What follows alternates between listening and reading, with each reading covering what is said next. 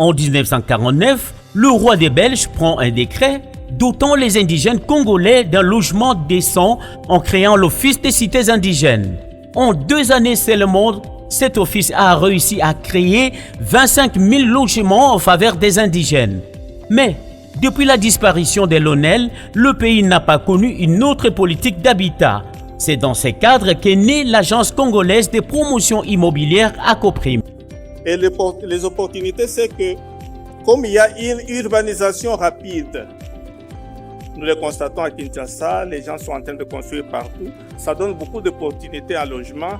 Et pour ce faire, nous encourageons les promoteurs immobiliers à investir dans les domaines et nous serons là pour les accompagner par ces mécanismes d'incitation qui sont dédiés dans les avantages qu'offrent les codes des investissements.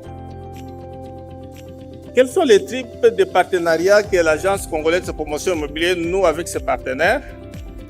Étant donné que nous savons que le secteur privé, c'est un secteur pourvoyeur de développement économique, nous encourageons les privés à investir dans la construction des logements par les partenariats publics et privés.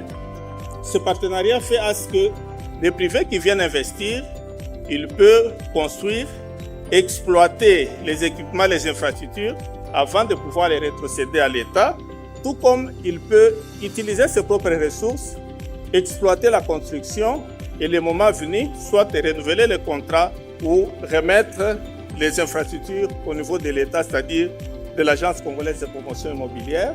Mais il y a aussi un autre type de partenariat, c'est le joint venture. Donc, nous pouvons, étant donné que la COPRIM dispose de terrains, nous pouvons mettre ces terrains à la disposition des promoteurs immobiliers qui vont développer leurs projets et au finish, ça sera un partenariat gagnant-gagnant. Mais aussi, nous sommes disposés à nouer tout type de partenariat qui pourra faire à ce que les promoteurs immobiliers puissent se retrouver dans cet investissement, mais que la population congolaise se retrouve d'une part par le fait de doter la population congolaise de logements décents et abordables.